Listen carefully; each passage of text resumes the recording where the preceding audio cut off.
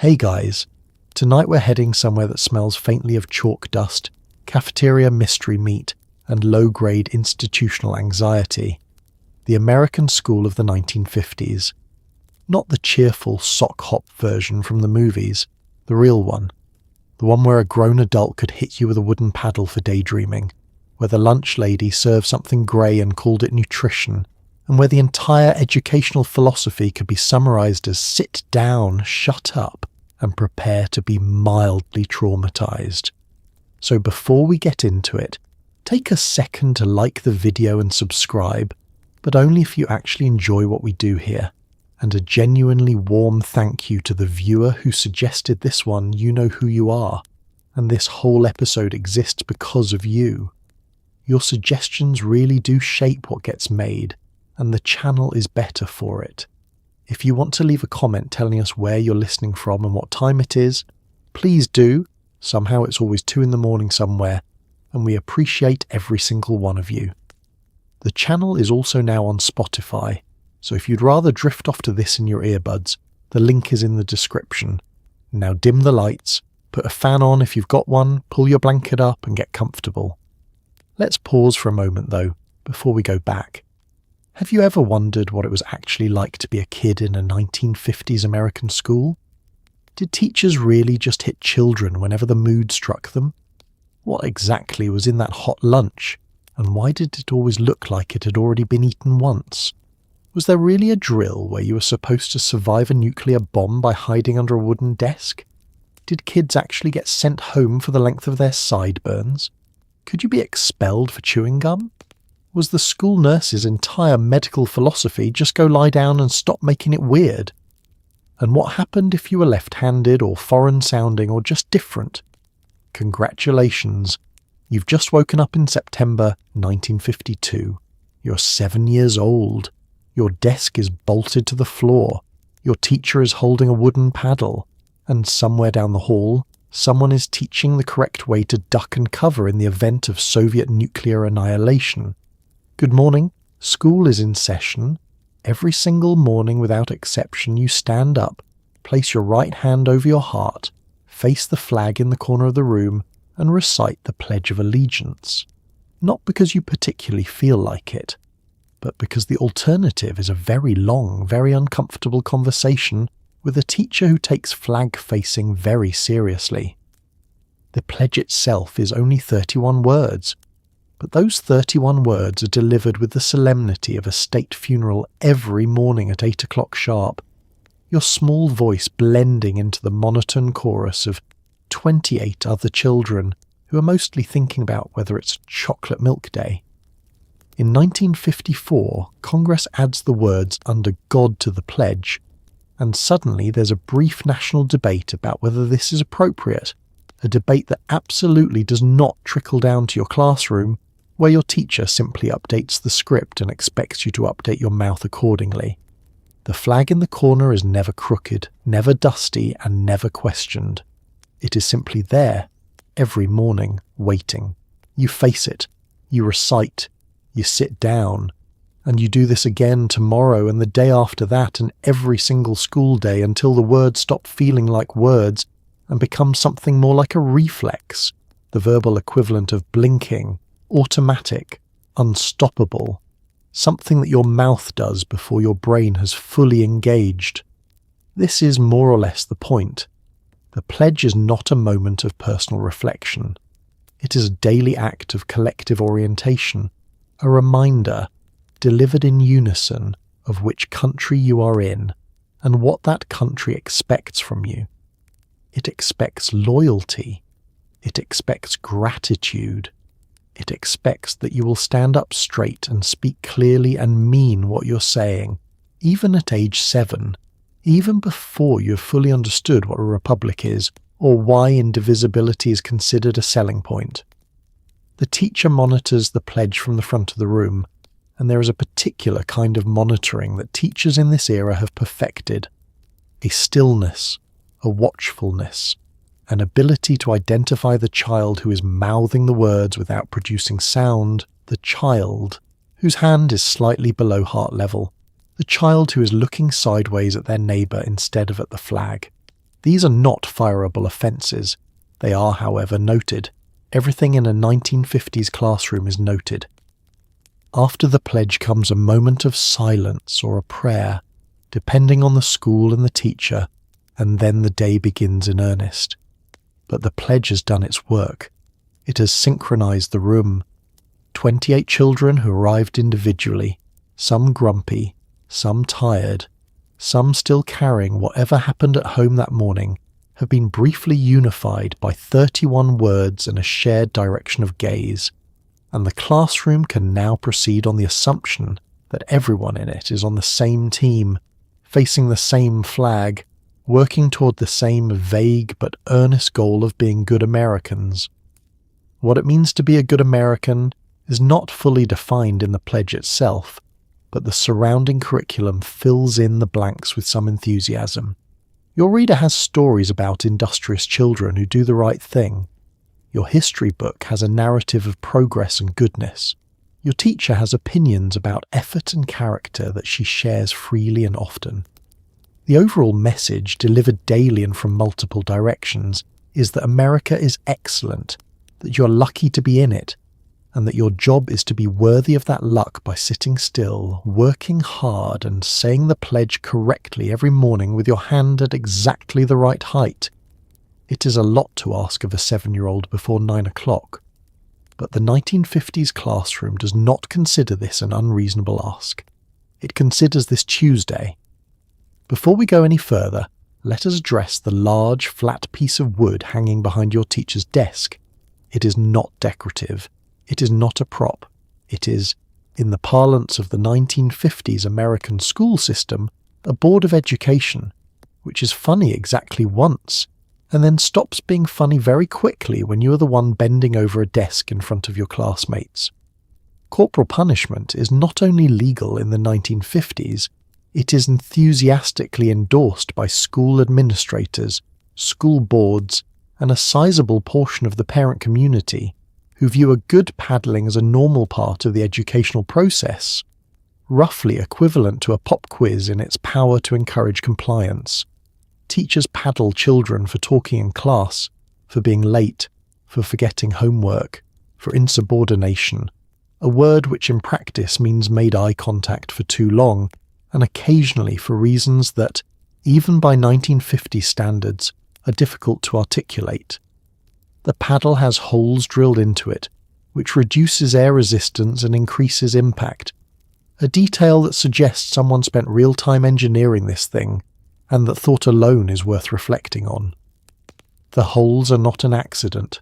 Someone, a teacher, a shop instructor, an enthusiastic administrator, with a drill and free time, sat down and thought through the aerodynamics of hitting a child more effectively, and the result is a piece of equipment that has been genuinely optimized for its purpose. You cannot see the paddle from your desk, but you know it is there. Its presence in the room is a constant low-frequency fact, like the hum of the fluorescent lights, background, unspoken, and completely capable of becoming very foreground very quickly if the situation calls for it. The situations that call for it are numerous: talking during a lesson, passing notes, arriving late without a satisfactory explanation, running in the hallway, answering back, laughing at the wrong moment. In some schools, chewing gum is a paddling offence, which means that the gap between I would like something minty and I am being hit with a wooden object in front of my peers is approximately 3 chews. This is the kind of cause and effect relationship that the 1950s educational system considers instructive. The paddling itself is administered with ceremony.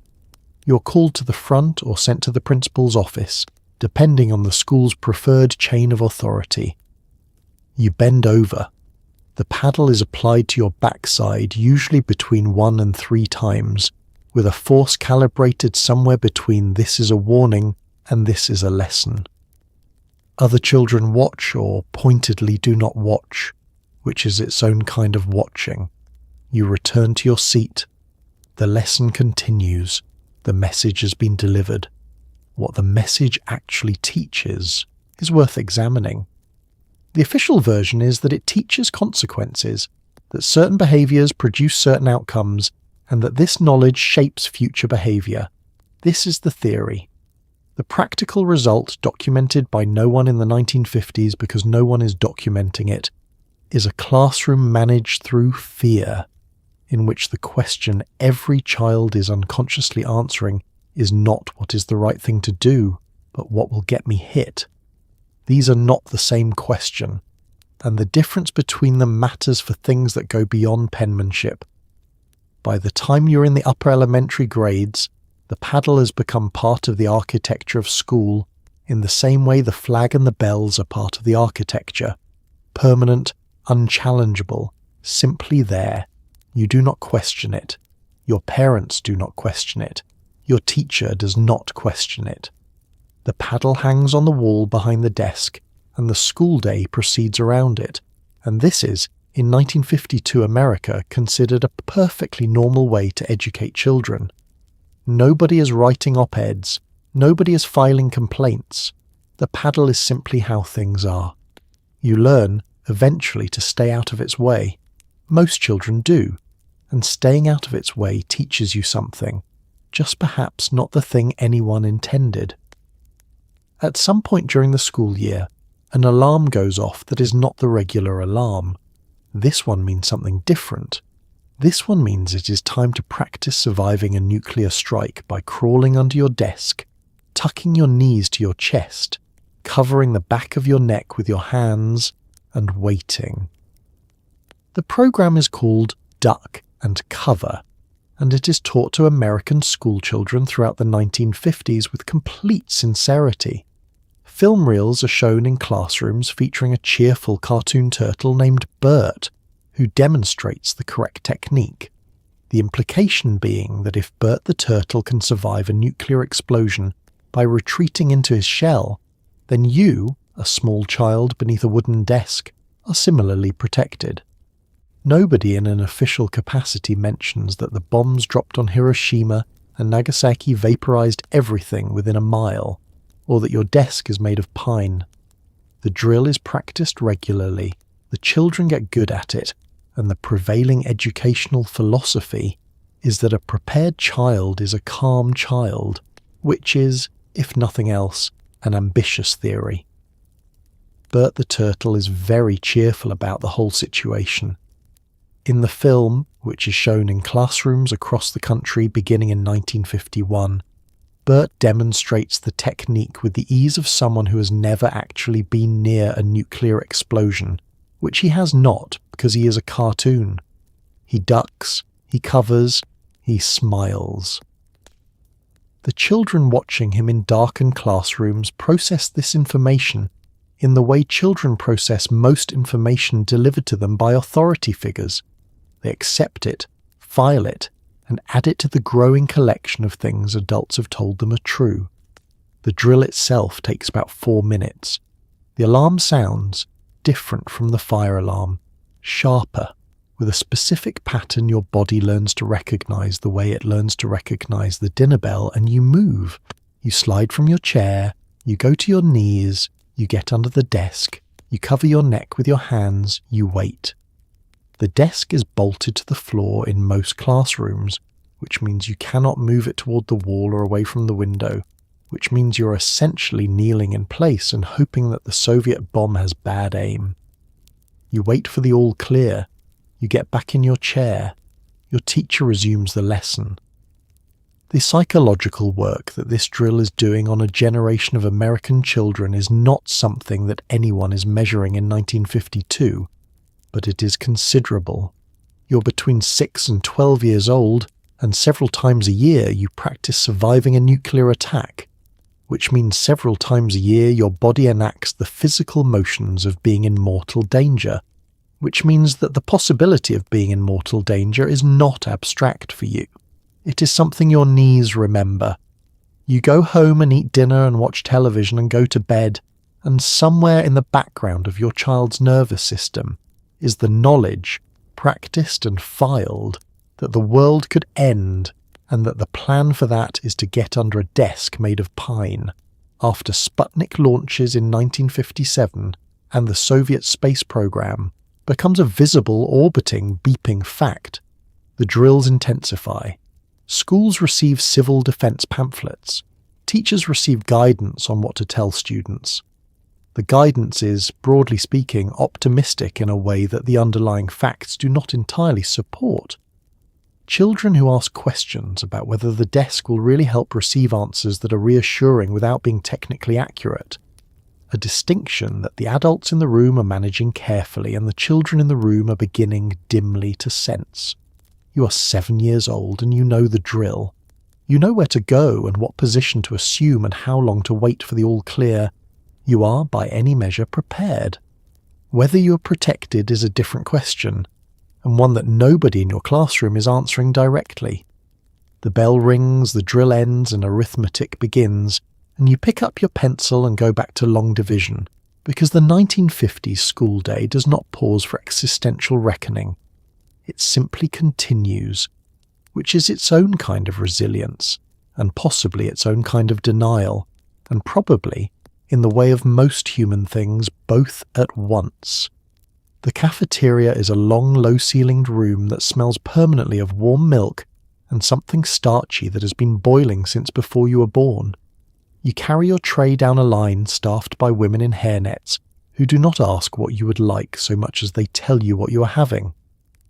The hot lunch program in 1950s, American schools, is a product of the National School Lunch Act of 1946, which was designed to improve child nutrition and also, quietly, to use up government agricultural surplus, which explains why you are eating something called creamed chipped beef on toast on a Tuesday in October when you would genuinely prefer anything else on earth.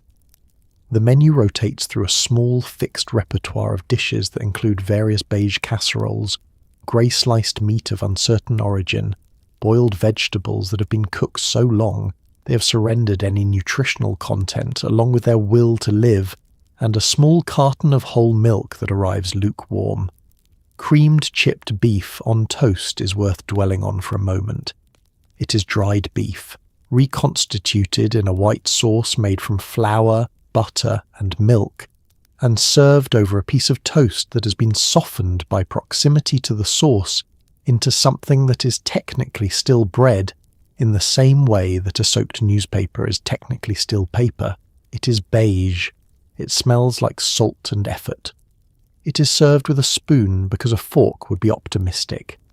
Military veterans of the Second World War, who ate a version of this dish so frequently that they gave it a nickname unprintable in a school setting, are presumably delighted to discover that their children are now eating it in the cafeteria 5 days a week. Full circle. The women who serve the lunch are not cruel. They are efficient. They have been tasked with feeding several hundred children in 45 minutes, with a budget that reflects the government's opinion of what a child's lunch is worth, and they accomplish this task with a professionalism that deserves more credit than it receives. They move the line. They portion correctly. They do not editorialize about the food, which is either discipline or resignation or both. When you reach the green beans, a scoop of green beans appears on your tray, whether you wanted green beans or not, and the look that accompanies this transaction does not invite negotiation. Dessert, when it appears, is a bright spot in the institutional beige, a small square of sheet cake with frosting the colour of a fire truck, or a dish of canned peaches in heavy syrup, or a cookie that is somehow simultaneously too hard and too sweet. These things are consumed with a gratitude disproportionate to their quality, because after the creamed beef and the surviving green beans, anything that is unambiguously pleasant registers as luxury. You drink your milk, you scrape your tray, you stack it on the rack by the window and go outside and do not think about lunch again until tomorrow, when the smell greets you at the cafeteria door and the whole experience begins again. The children who bring lunch from home watch the hot lunch line with a mixture of pity and superiority that they are too young to fully conceal. They have sandwiches. They have cookies their mothers made. They have thermoses of tomato soup that someone heated that morning in an actual kitchen by someone who knows their name. The hot lunch children watch them back. The social architecture of the lunchroom is constructed entirely from these exchanges. Who has what? Who got what? Who wanted something different? And by the time you reach 5th grade, you have a comprehensive map of your classmates' domestic situations, rendered entirely in packed lunches and tray selections. The hot lunch cost 20 cents in most schools, which is a meaningful sum in 1952, and a sum that some families cannot reliably produce. And what happens to the children whose families cannot produce it is handled with varying degrees of grace depending on the school and the lunch lady and the particular Tuesday, and is not something anyone talks about openly because the 1950s does not have a framework for talking about it openly. The children who need the help mostly get it. The getting of it is sometimes quiet and sometimes not. You eat your creamed beef. You drink your milk. The bell rings. Before you leave the house in the morning, your appearance is subject to a level of scrutiny that would make a military inspector feel at home. Boys wear collared shirts, slacks, and shoes that are expected to be clean. Hair must be short, combed, and nowhere near the ears. A rule enforced with a kind of vigour typically reserved for actual crimes. Girls wear dresses or skirts, always below the knee, always pressed, and are expected to look tidy in a way that communicates respect for the institution, respect for their teachers, and respect for the deeply held belief that visible knees are a gateway to chaos. Jeans are not permitted, sneakers are not permitted. Anything that looks like it was worn by someone who was having a good time is, at minimum, suspicious. The dress code is not written down in many schools because it does not need to be. Everyone simply knows, in the way you know not to run with scissors, that looking a certain way in school is simply not done, and that the teacher who pulls you aside to tell you your collar is wrong is doing you a genuine favour by any measure the 1950s could produce. The logic behind the dress code is not arbitrary, even if it sometimes feels that way. The 1950s. American school operates on the theory that appearance and behaviour are connected, that a child who is dressed neatly will act neatly, sit up straighter, pay better attention, and generally behave in a way consistent with the orderly, productive citizen the school is trying to produce. This theory is never tested rigorously, because testing it rigorously would require letting some children come to school in jeans and observing whether their arithmetic scores declined, and no principal in 1953 is running that experiment. The theory is simply held firmly by people with the authority to enforce it. Hair is its own battleground, particularly as the decade progresses and rock and roll introduces new hairstyle possibilities that the school administration views with naked alarm.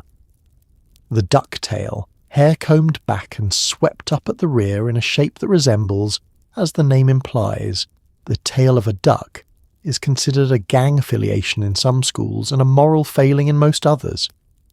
Boys who arrive with ducktails are sent home to fix them. Boys who arrive with sideburns approaching the ear are sent home to address that. The ear specifically seems to be a line of considerable significance. Hair above it indicates respectability.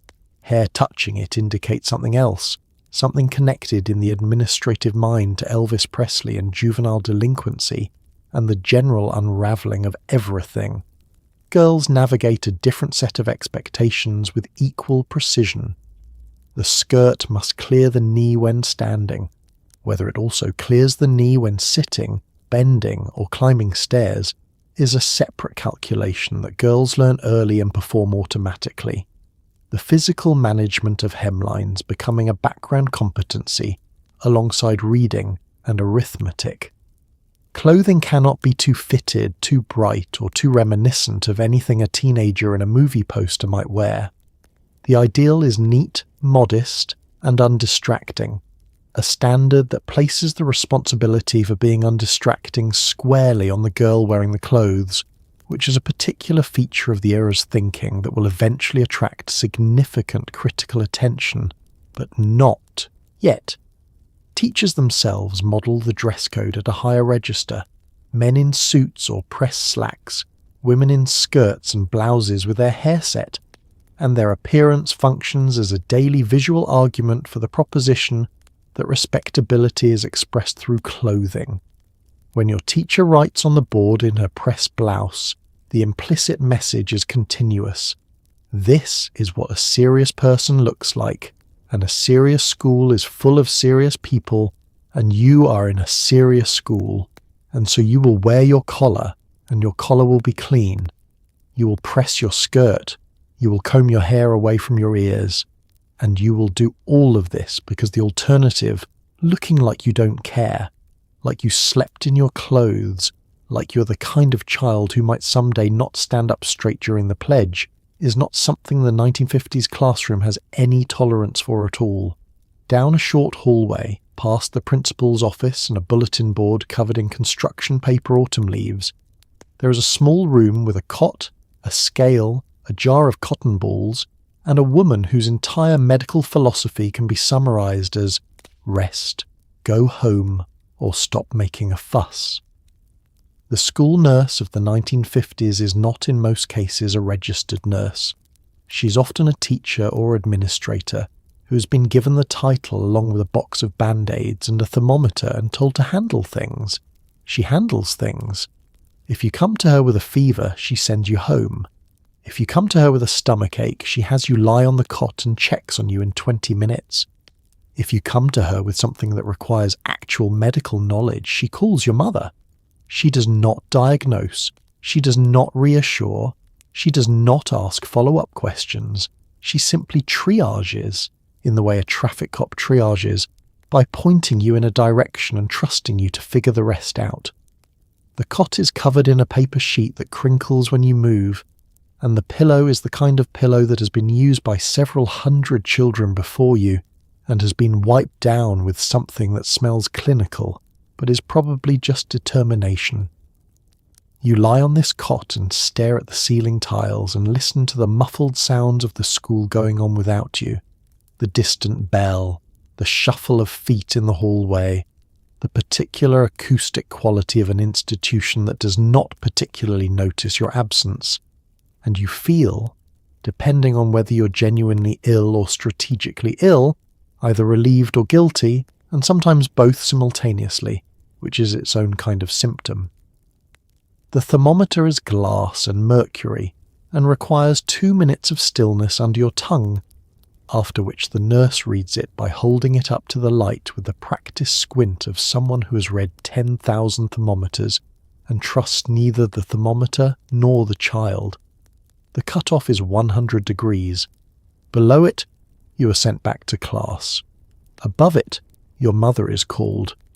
The line between these two outcomes is a single degree of temperature, which means that a great deal of effort has been invested in 1953 classrooms in learning to make yourself feel warmer than you are, usually by pressing the thermometer briefly against a warm object, a technique that the nurse is aware of and counters by watching you very closely and making pointed comments about honesty. Injuries are handled with brisk competence.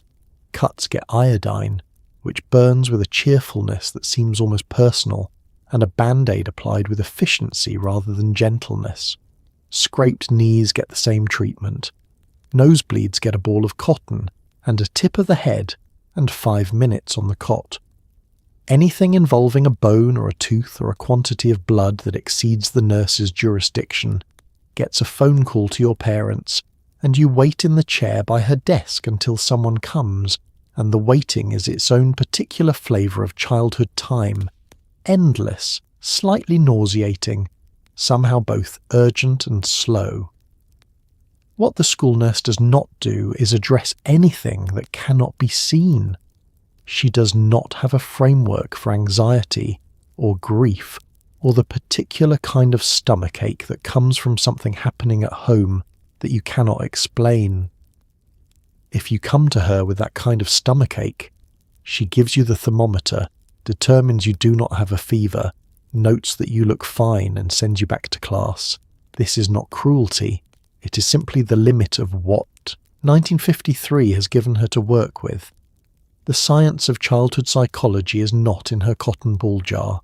She has what she has, and she uses it, and on the days when what you actually needed was someone to ask how you were doing and mean it. You lie on the crackling cot for 20 minutes and then go back to arithmetic, and the hallway door closes behind you, and the school carries on.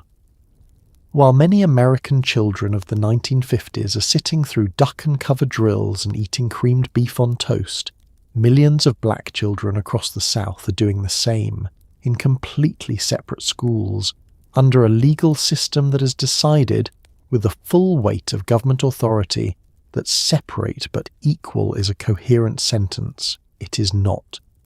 The separate schools for black students are almost universally dramatically underfunded, receiving fewer dollars per student, older textbooks, worse facilities, and buses that are either missing or broken. The equal part of separate but equal is not a description of reality. It is a legal fiction maintained by people who find the fiction convenient. In May of 1954, the Supreme Court rules in Brown v. Board of Education that segregated schools are unconstitutional, a ruling that is met in many parts of the country not with compliance, but with fury, delay, and a level of creative resistance that will take decades to dismantle, while black children continue sitting in classrooms that get what's left over, waiting for a country to mean what it says.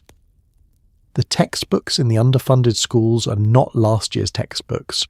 They are the textbooks from several years before that, passed down from white schools when the white schools received new ones, arriving with their spines cracked and their pages annotated and sometimes their covers missing, in the condition of objects that have already been used up by someone who valued them less than you are currently being asked to. You learn from these books. You write in the margins. You make do. Because making do is what the system has designed you to do, and the making do is so constant and so complete that it becomes invisible. Not a hardship, but simply the texture of school, the way things are. The teachers in the segregated black schools are, in many cases, extraordinary, educated professionals who have been channeled into these underpaid positions by a job market that will not hire them elsewhere, and who bring to their classrooms a dedication that the circumstances do not earn, and the students absolutely benefit from. These teachers work with what they have, which is not enough, and they produce students of real accomplishment, which is not a credit to the system but to them, and to the children, and to the families who understood that education was the thing worth fighting for, even when the institution offering it was telling you in every material detail that your education was worth less than your neighbours across town. The Brown decision in 1954 does not end this immediately. It ends it theoretically. The practical ending takes much longer. School districts in the South respond with something called massive resistance, a strategy of legal challenges, delays, closed schools, and outright defiance that stretches compliance years and in some cases decades into the future. In Prince Edward County, Virginia, officials closed the entire public school system for 5 years rather than integrate it. White children attend private academies funded by the county. Black children receive for 5 years no public schooling at all. The county eventually reopens the schools. The 5 years do not come back. In Little Rock, Arkansas, in September of 1957, 9 black teenagers walk into Central High School under the protection of federal troops, past crowds of screaming adults, past the Arkansas National Guard that the governor has called out to block them, and they go to school. They sit in classrooms, they eat in the cafeteria, they do the homework, they come back the next day, and the day after that. They do this while being subjected to harassment that would have ended most people's resolve, and they do not end their resolve. They are in high school, they are 15 and 16 and 17 years old. They are doing something that requires a courage most adults never have to find, and they are doing it in a building that does not want them there, and they are doing it anyway. This is the 1950s American school, in its fullest, most complete, most honest portrait. A place where some children are protected by the institution, and some children are protected only by their own refusal to leave. Your desk is not random. Nothing in a 1950s classroom is random. Your teacher has arranged the room according to a logic that is partly alphabetical, partly behavioural, and partly intuitive in a way only your teacher understands, and you're not meant to understand it.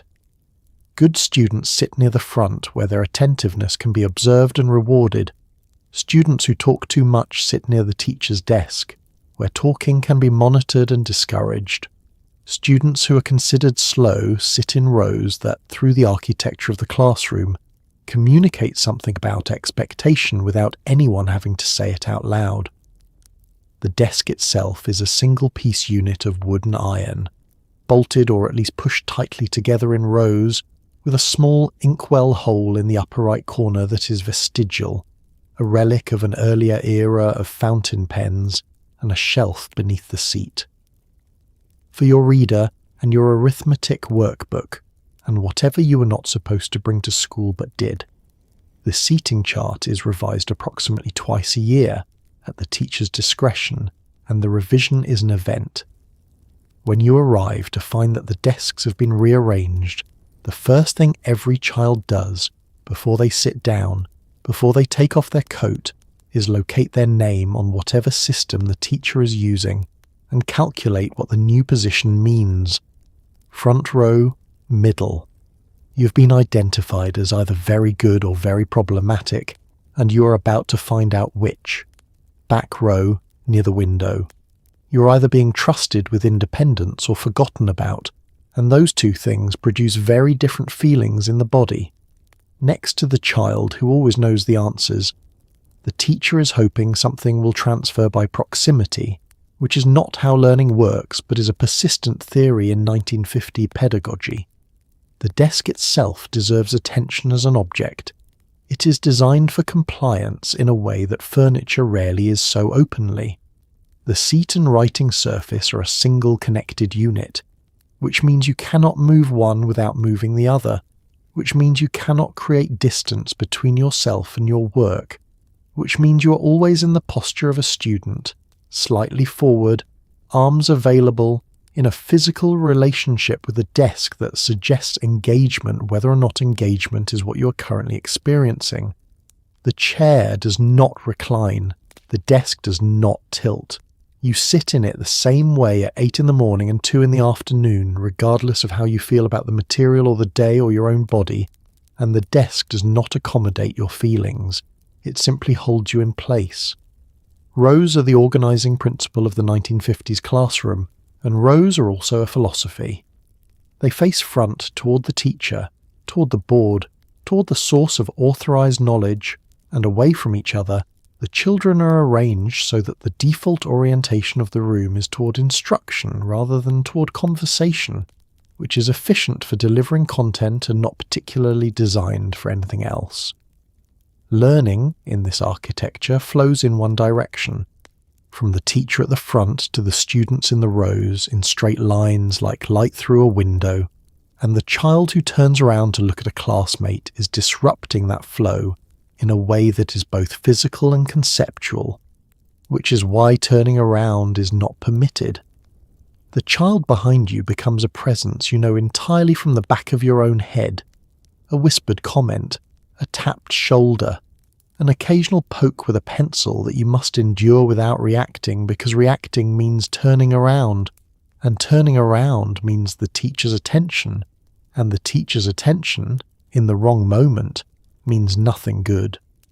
You develop a peripheral awareness that is almost animal, a sensitivity to what is happening behind you and beside you while your face remains, correctly, forward.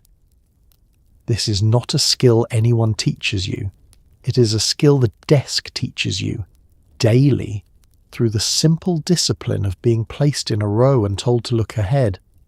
You learn to be present in 2 directions at once.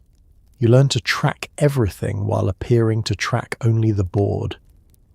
By the time you leave 5th grade, you're very good at this.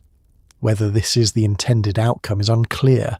Whether it is useful later in life is less unclear. It turns out paying attention to what's happening around you while maintaining a cooperative expression is a skill that serves people for decades. The desk taught it. Nobody planned that. If you are left-handed in a 1950s American school, you are, by the standards of the institution, doing something wrong. This is not a metaphor. Many teachers in this era actively discourage or forcibly correct left-handedness on the basis of a belief, widely held, impervious to evidence, that the left hand is the wrong hand, associated variously with clumsiness, bad character, and in some older corners of the educational establishment, things of a vaguely spiritual nature that no one wants to spell out directly. Left-handed children are made to write with their right hand. Scissors are designed for right hands. Desks are designed for right hands. The entire physical world of the classroom is constructed around an assumption, and if you are the exception, the classroom does not adapt to you. You adapt to the classroom, using the wrong hand, writing at an awkward angle, smearing ink across every page, and developing a complicated relationship with penmanship that will last the rest of your life. The correction, when it comes early. In first grade, when you pick up your pencil and it migrates naturally to your left hand, your teacher may simply move it to your right. She does this without drama, without lengthy explanation, the way you might move a cup away from the edge of a table automatically, on the assumption that this is clearly the correct intervention. You look at your right hand looks back. Neither of you is convinced. Your teacher watches to see that you proceed with the correct hand, and you proceed with the correct hand, and the letters that emerge from this effort are lopsided and reluctant, and look like they were written by someone working against their own nervous system, which they were. Some teachers tie the left hand behind the child's back. This is not metaphorical. A piece of ribbon, a loose knot, a physical reminder that the left hand is not participating today. These are documented practices in American classrooms of this era, implemented by teachers who believe they are helping, who believe they are correcting something before it becomes a permanent problem, who have been told at some point in their own education that handedness is a habit rather than a neurological fact, and that habits can be changed with sufficient persistence. They are wrong. The research that would tell them they are wrong does not yet exist in a form that has reached their classrooms. They proceed. The practical consequences extend beyond penmanship. Left-handed children using right-handed scissors, which are all the scissors in the building, cannot cut in a straight line, because right-handed scissors are designed to show the cut line to a right-handed user and hide it from a left-handed one. This means that every art project, every cut and paste exercise, every paper snowflake is produced under conditions of mechanical disadvantage that the left-handed child experiences as personal failure rather than as a design problem. The scissors are not wrong. The child is wrong.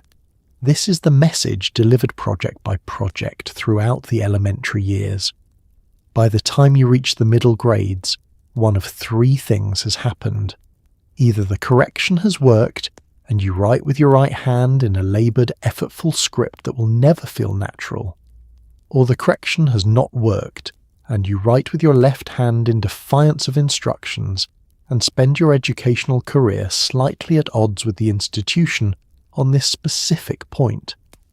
Or you've arrived at some compromise position, using different hands for different tasks in a way that satisfies no one, including yourself. None of these outcomes are ideal. All of them are more common than they should be, given that approximately 10% of the human population is left-handed, and has been for as long as there have been humans, which is a fact available to anyone who cared to look it up in the 1950s, but which the classroom had not yet found inconvenient enough to act on.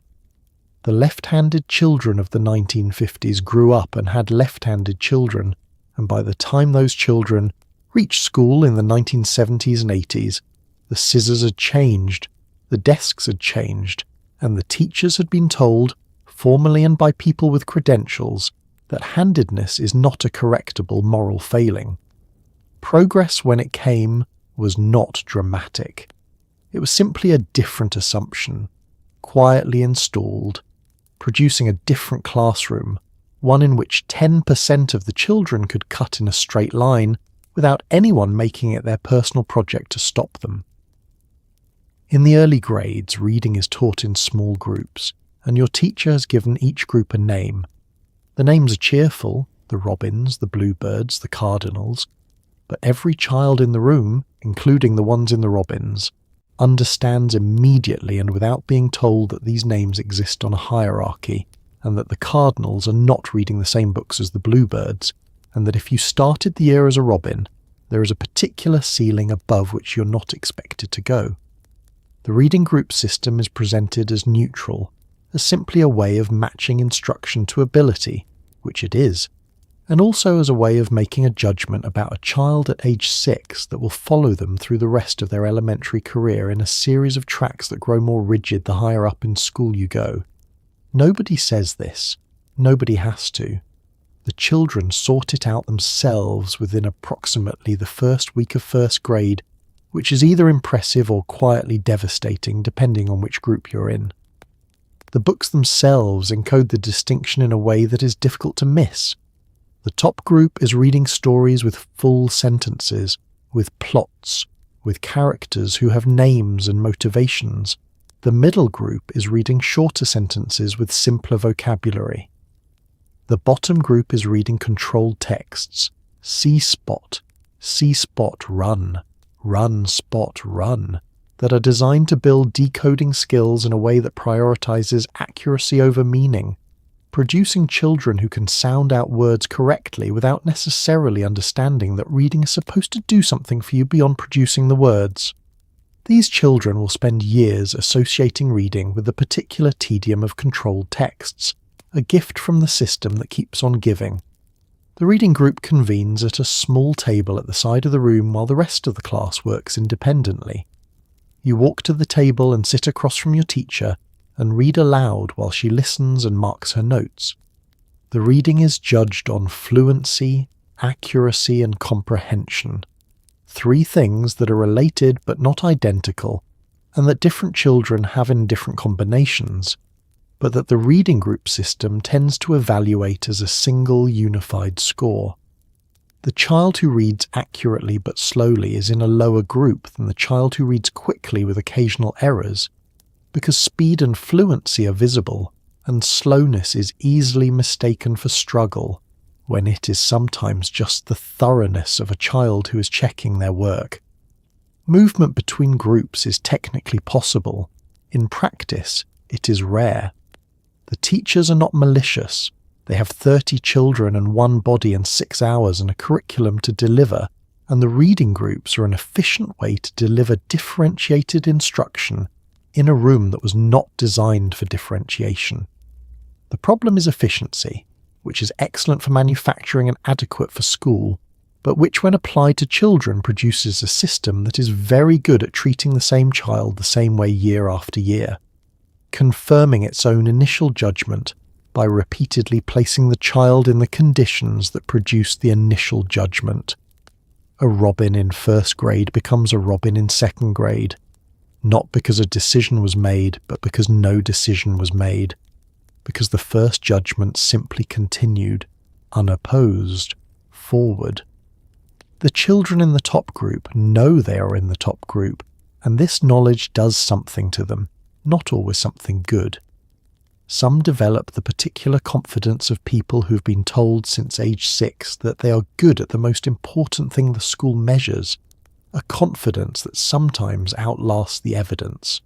Some develop the anxiety of people who know their position is conditional on continued performance and who spend their entire educational career performing at the edge of what they can sustain.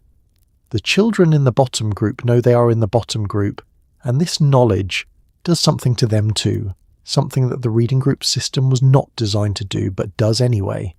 Systematically, one small table at a time, across every elementary classroom in the country. Every day, at a prescribed time, you get out your penmanship paper, the kind with the wide lines and the dotted midline, and you practice your cursive. This is not optional. Cursive handwriting in the 1950s American school is treated as a foundational skill, ranked somewhere alongside arithmetic and reading in its importance to your future as a functioning member of society. Your teacher demonstrates at the board, her chalk moving in long fluid loops that look effortless, and then you attempt to replicate those loops with a pencil, on paper, with a hand that is either too stiff or too loose, and the results are graded. Not lightly graded, actually graded with comments. The pressure on the pencil, the slant of the letters, the consistency of the loops, all of it is evaluated against a standard of penmanship that exists somewhere in a manual that your teacher consults with the seriousness of a legal document. Children who cannot master the loops are made to practice until they can. The Palmer method, which is the dominant penmanship curriculum of this era, was developed in the late 1800s by a man named Austin Norman Palmer, who believed that handwriting could be standardized across the American population and that this standardization would improve commerce, reduce confusion, and produce a more orderly society. Palmer was an optimist. The method requires that you hold your pencil at a specific angle, rest your forearm on its muscle rather than its wrist, and produce your letters through arm movement rather than finger movement, a technique that, if you have been writing with your fingers your entire life, feels about as natural as writing with your elbow. You practice it anyway. The entire class practices it simultaneously, in silence, to a rhythm that the teacher sometimes counts out loud: 1, 2, lift. 1, 2, lift. Like a choreographer for a dance that nobody wanted to attend. The letters you're practicing are not print. Print was first grade. Cursive is the real thing, the grown-up version, the thing that your teacher writes in, and that official documents are written in, and that you will need for the rest of your life, based on an assumption about what the rest of your life will require that is accurate for 1953 and will become progressively less accurate with each passing decade. You do not know this yet. You simply know that the lowercase cursive f has a shape that seems to have been designed specifically to punish you, with its descending loop and its crossbar and its relationship to the line that never goes the way you intend, and that your teacher is watching your f with an expression that suggests she has seen better f's and would like to see a better one from you as well.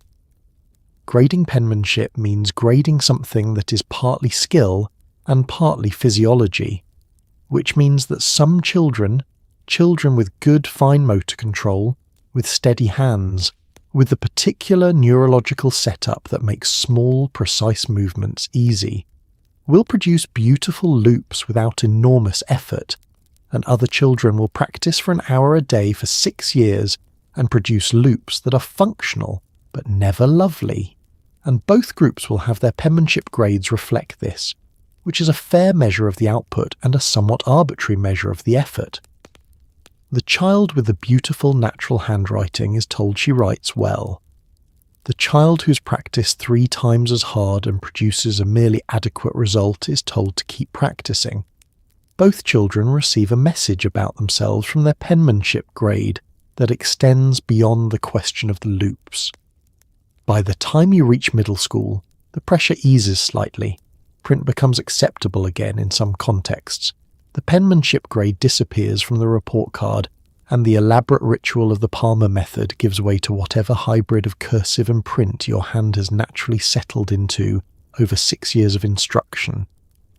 What you are left with is a handwriting style that is entirely your own, built on the foundation of the loops you practiced and the corrections you received and the particular way your hand held the pencil when no one was watching. It is yours. It looks like no one else's. This is either the failure of the standardization project or its unintended success, depending on how you feel about the human tendency to individualize everything eventually, including the letters, which were supposed to all look the same and which, stubbornly, never quite did. The textbook in your 1950s classroom is a sturdy, slightly musty object covered in a paper bag, because you're expected to keep it clean for the next student who will inherit it in the fall. Inside, the world is presented in a particular way, tidy, optimistic, and arranged to tell a story about America that is almost entirely flattering and almost entirely incomplete. History textbooks of this era present the westward expansion as adventure, slavery as a problem that the Civil War solved, and the lives of Native Americans as a chapter that ends somewhere in the 1800s. Science textbooks are more reliable in the facts department, but carefully avoid anything that might create a theological dispute in the classroom, which means that Darwin is present but lightly handled. The Soviet Union is an ongoing villain. Democracy is the obvious answer to every question.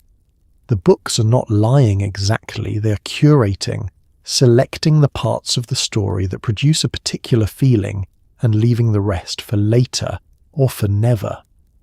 The process by which a textbook arrives in your classroom is worth understanding, because it explains a great deal about what the textbook contains. In the 1950s, the largest textbook markets in the country are in Texas and California, which means that the publishers who want to sell books nationally write books that will be approved by the school boards in those two states, which means that the content of your history book in Ohio or Minnesota or Vermont has been shaped in significant part by the preferences of school board members in Dallas and Los Angeles. If those board members prefer that the Civil War be described in terms that do not make the South look entirely at fault, then the textbooks describe the Civil War in terms that do not make the South look entirely at fault. This is not a conspiracy, it is a market. The conspiracy is just how the market works. The chapter on westward expansion is perhaps the most instructive example. It covers roughly 400 years of territorial acquisition in cheerful, forward-moving prose, describing settlers who crossed the plains with courage and purpose, building a nation out of wilderness and determination.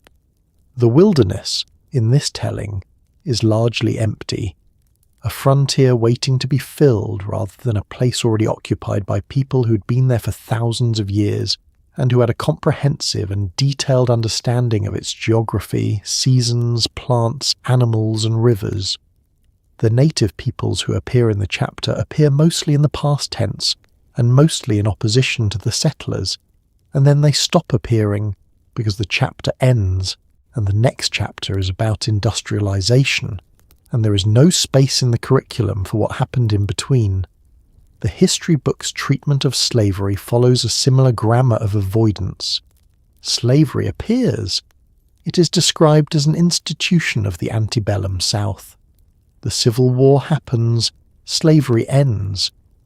The chapter moves to Reconstruction, which is described briefly and with a kind of relieved optimism, and then Reconstruction ends, and the chapter moves to the Gilded Age, and the question of what happened to black Americans between the end of Reconstruction and the 1950s, the decades of Jim Crow, of lynching, of systematic economic exclusion, of the specific and documented machinery of white supremacy operating legally and openly across the South, is not in the chapter. It is simply not there. You close the textbook, you take the test, you answer the questions using the information the textbook provided, you pass. This science textbook is more honest in some ways and evasive in others. Geology is taught, and the age of the Earth as established by geological evidence is presented, which means that your textbook is quietly in conflict with the beliefs of a significant portion of the parents in your school district, a conflict that the textbook does not acknowledge, because acknowledging it would require the textbook to explain itself, and the textbook does not explain itself. It simply presents the information and moves on, leaving any reconciliation between science and faith as an exercise for the reader, which is to say for you at age 11 working it out alone. Evolution is in the book. It is handled briefly and carefully, described more as a mechanism than as a conclusion, in language designed to convey the information without provoking the letter-writing campaign that a more direct presentation might generate. Darwin's name appears. The word theory appears near it every time, doing considerable work. What the textbook cannot give you is the knowledge that it is incomplete, that the story it is telling is a selection, not a totality, that the omissions are as meaningful as the inclusions, that the cheerful, forward-moving narrative of American progress is a choice someone made about what to include and what to leave out, and that the leaving out was not accidental. You do not have a textbook that tells you this because the textbook is the thing making the selection. It cannot simultaneously be the document and the critique of the document. That comes later, for some people, in college or in books they find on their own, in the gradual, sometimes uncomfortable process of learning that the story you were given was smaller than the actual story. For now, you cover the book in a paper bag and write your name on the front and carry it home, and the world inside it is the world, as far as you know. At some point in your early schooling, you're given a test that you're not fully told the purpose of. You sit at your desk with a booklet and a sharpened pencil, and answer questions about shapes and patterns and vocabulary, and what comes next in a sequence, and then the test is collected, scored, and placed in a file with your name on it. The number that comes out of this process is your IQ score, and in the 1950s American school system, that number has weight. It influences which reading group you're placed in, which track you're assigned to in middle school, and how much academic ambition your teachers extend toward you. The test is presented as objective, as a neutral measure of something called intelligence, a word that in this context means a specific set of skills that the test measures, weighted toward the kind of thinking that middle-class, English-speaking, American-born children are most likely to have encountered. Nobody in your classroom is explaining the limitations of this framework. The number goes in the file follows you. The test itself is not presented as consequential. It is presented as an activity, something the school does periodically, like vision screening and height and weight measurements, one of several instruments the institution uses to take stock of its population. You sharpen your pencil, you open the booklet, the questions begin. Some of them are about words. Which word means the same as another word? Which word does not belong with the others?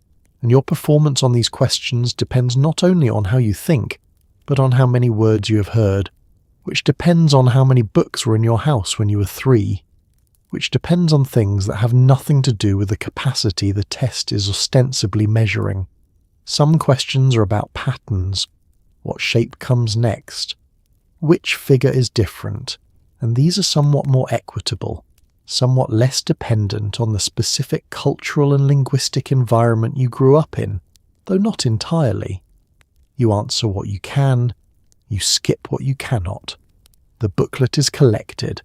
The score is used by the school with a confidence that the science of the period does not fully support, though the science of the period does not say so loudly enough to reach most school administrators. The IQ test was developed in the early 20th century as a tool for identifying children who needed additional educational support, a diagnostic instrument, not a ceiling.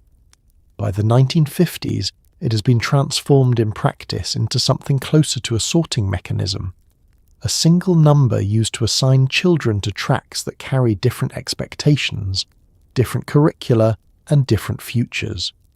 The children assigned to the lower tracks are taught less demanding material, which means they fall further behind the higher tracks, which means their test scores at the next assessment confirm their placement, which means the track continues. The system validates itself through the conditions it creates. The file that holds your score is not shown to you. It is not shown to your parents in most cases. It exists in the administrative layer of the school, consulted by teachers and counsellors when decisions are being made about your placement and your future, informing those decisions in ways you cannot see or contest because you do not know the number and you do not know it is being used.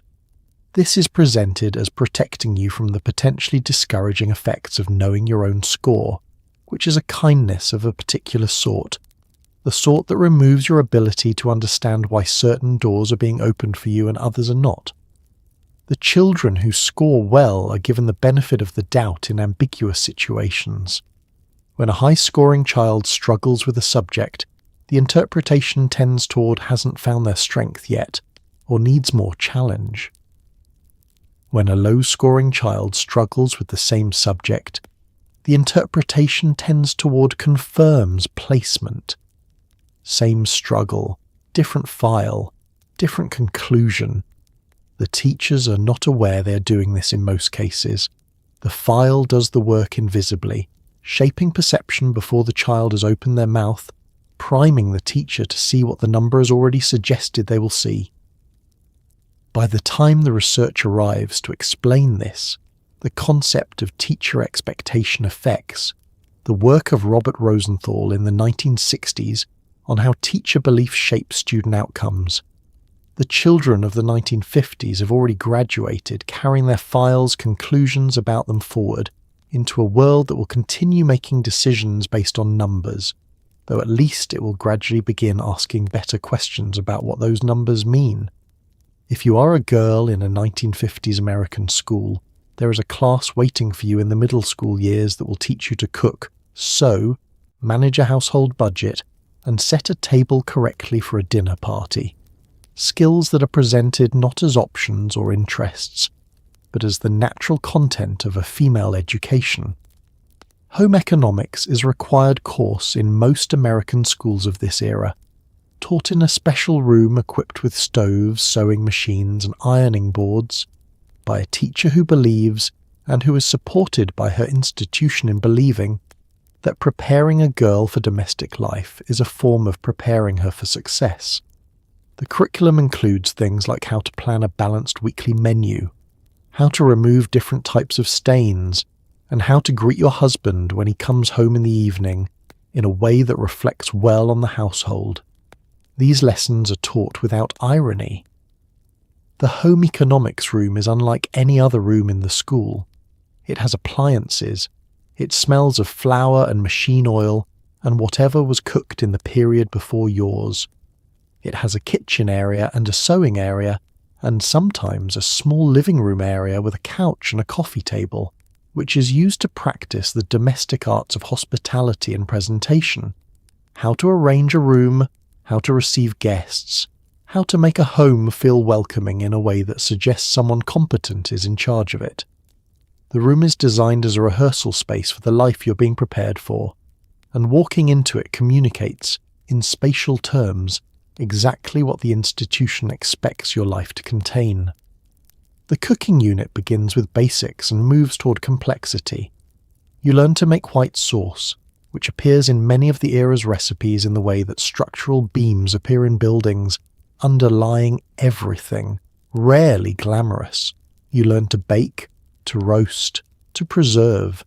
You learn the temperature at which different meats are done, and how to test a cake and how to calibrate an oven that runs hot. These are real skills. Some of them are genuinely useful. The problem is not the skills themselves. The problem is the exclusivity of the audience and the framing of the delivery. Boys do not take home economics. Boys take shop. The division is so complete and so unquestioned that the question of why it must be this way is simply not asked. The way you do not ask why water runs downhill. It runs downhill. Boys take shop. Girls take home economics. These facts belong to the same category. The sewing unit produces mixed results. Some girls discover a genuine talent for the mechanics of fabric and thread, and find in the sewing machine a kind of problem-solving that satisfies something real in them. Others produce lopsided aprons and crooked seams with a persistence that is admirable and results that are not, and receive grades on the straightness of their hems that they carry home and show to mothers who reassure them that it will come with practice, and the practice continues because the class is required and the hem must eventually be straight. The apron, when finished, is brought home and worn, and it enters the domestic economy of the family as an object made in school by a girl who was there to learn to be a woman, whether she was ready for that lesson or not. The household management unit covers budgeting, which is the most quietly subversive part of the curriculum, teaching girls to manage money, to plan purchases, to track expenditures, in a decade when married women cannot in most states open a bank account without their husband's signature, and when the money being budgeted is generally not expected to be money the girl earned herself. The math is real, the application is constrained. You learn to balance a household budget in a world that has already decided whose budget it is and who will be doing the balancing, and the home economics teacher does not address the gap between these two things because the gap is not in her curriculum. It is simply in the world, waiting for someone to notice it. And the 1950s is not yet that moment, but the girls in the home economics room are closer to it than anyone in the building realizes. While the girls are learning to hem a skirt, the boys are in shop class, which smells permanently of sawdust and machine oil, and the particular tang of adolescent ambition being applied to a piece of pine with mixed results. Shop class in the 1950s, American school teaches woodworking, basic metalworking, and the operation of tools in a way that is meant to prepare boys for either a trade or, at minimum, the ability to fix things around a house without embarrassing themselves. The projects are real, a small bookshelf, a birdhouse, a stool, and they are graded on whether they are structurally functional, which is a refreshingly honest standard compared to most of what happens in the rest of the building. Boys who are good at shop are considered good with their hands, which is a compliment in this era, and boys who are not good at shop go home with a lopsided box and a quiet lesson in their own limitations. The shop teacher is a different kind of teacher. He is frequently a man who came to teaching from a trade, a former carpenter, a machinist, someone who learned his skills by doing them rather than by studying them, and he carries into the classroom a pragmatism that is distinct from the academic register of the rest of the school. He does not lecture extensively, he demonstrates. He stands at the bench and shows you how the saw moves, how the plane works, how the joint fits together, and then you do it, and the doing is the lesson. If your joint is loose, the joint tells you. If your cut is crooked, the crooked cut tells you. The feedback is immediate and physical, and has none of the ambiguity of a teacher's written comment on an essay. The box either holds together or it does not, and if it does not, you know before you are graded because gravity has already informed you. The tools are real, which means the danger is real, and the shop teacher's relationship to safety is correspondingly serious.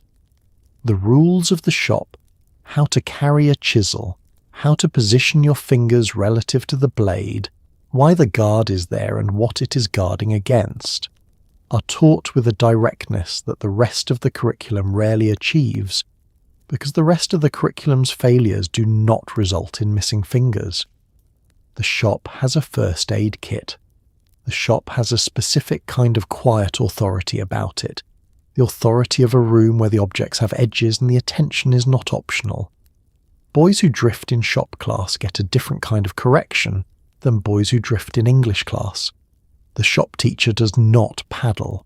He simply waits until the inattentive boy is about to make a mistake and then intervenes, and the near miss does more educational work than any punishment could.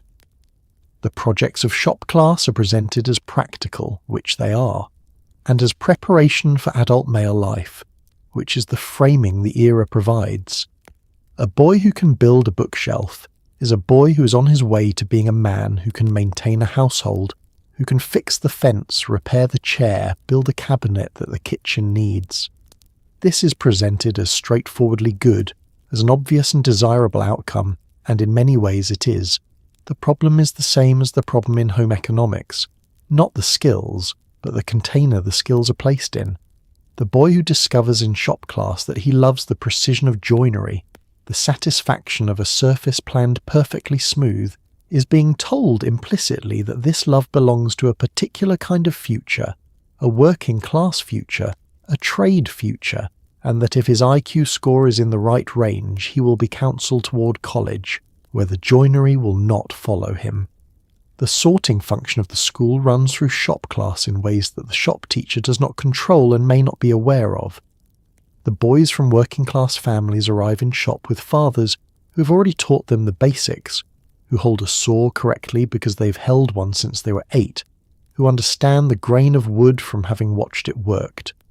The boys from professional families arrive not knowing which end of the hammer to use, and their not knowing is gently corrected without consequence. Both groups leave with a stool. Only one group leaves with the sense that the stool connects to a future the school actually envisions for them. The other group leaves with a stool and a transcript and a set of expectations pointing in a different direction entirely, and the stool goes in the garage, and shop class becomes a memory, and the skills that someone took the trouble to teach are quietly filed away under things I learned that turned out not to be for me. There's a room in your school that you're not supposed to visit. You know where it is, everyone knows where it is, but the knowing is purely defensive, the way you know where the edge of a roof is, so that you can stay away from it. The principal's office in the 1950s American school is not a guidance resource or a problem-solving space. It is a consequence.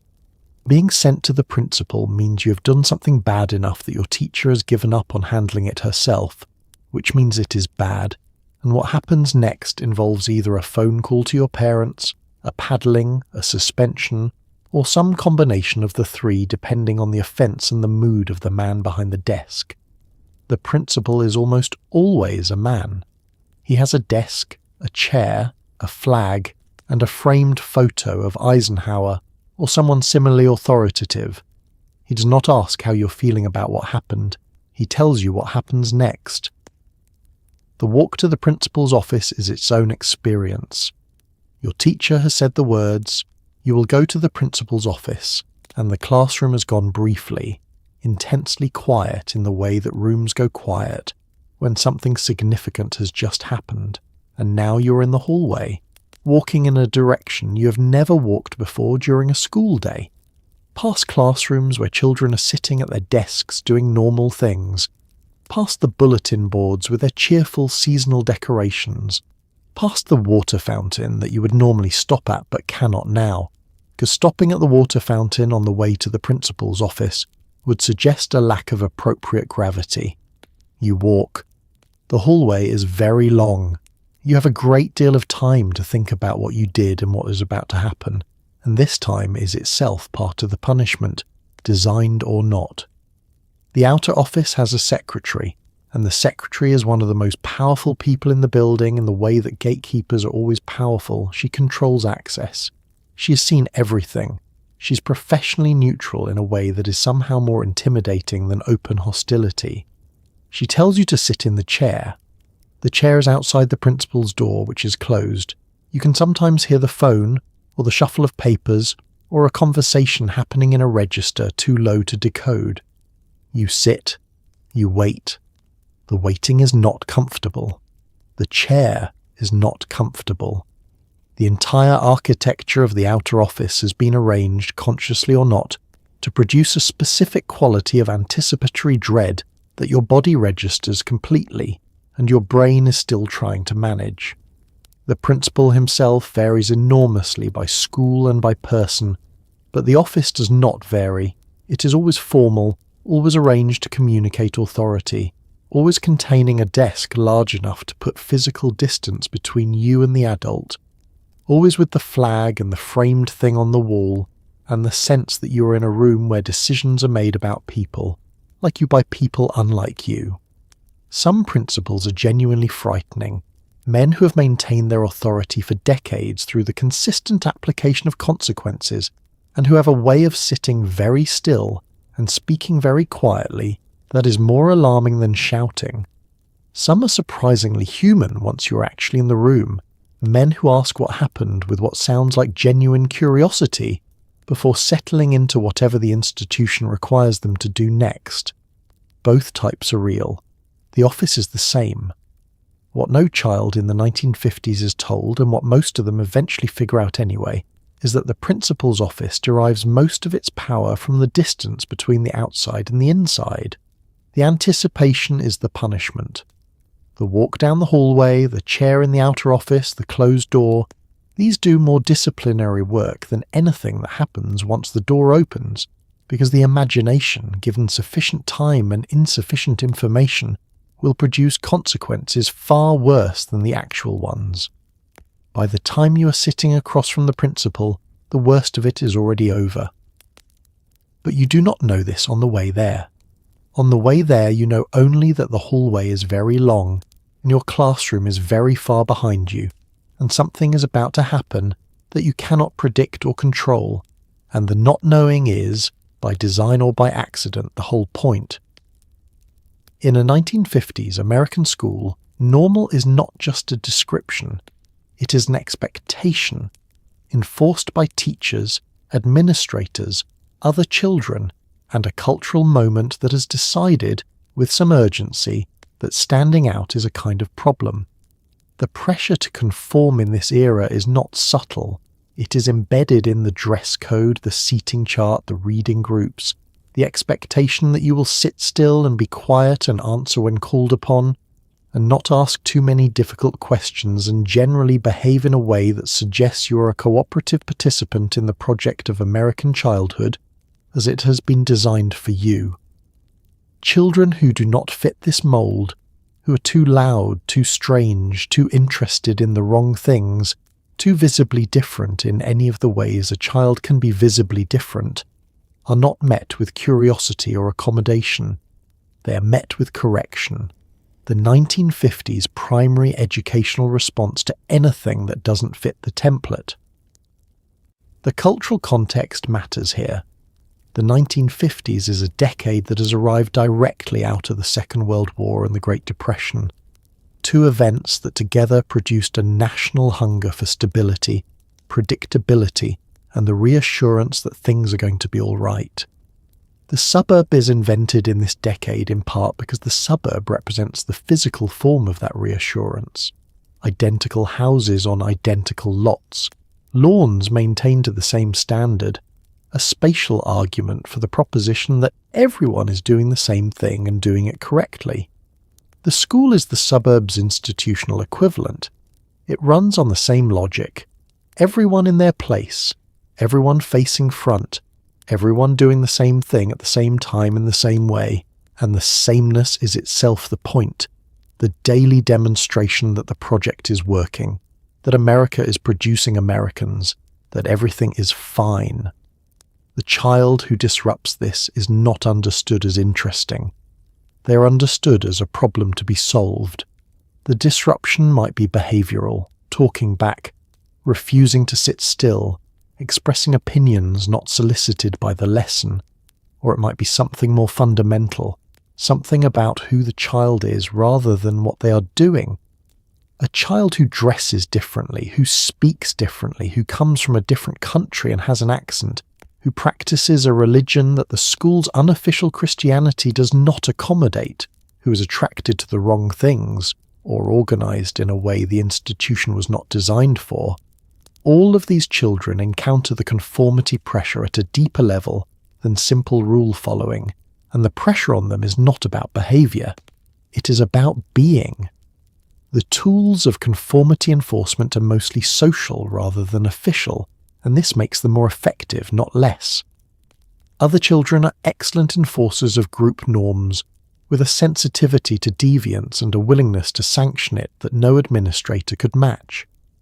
The child who is too enthusiastic about the wrong subject, who wears the wrong clothes, who has the wrong lunch, who laughs too loud or not at the right things, this child is located by the social system of the classroom within approximately 72 hours and sorted into the appropriate social position, where they will remain until something changes, which might be never.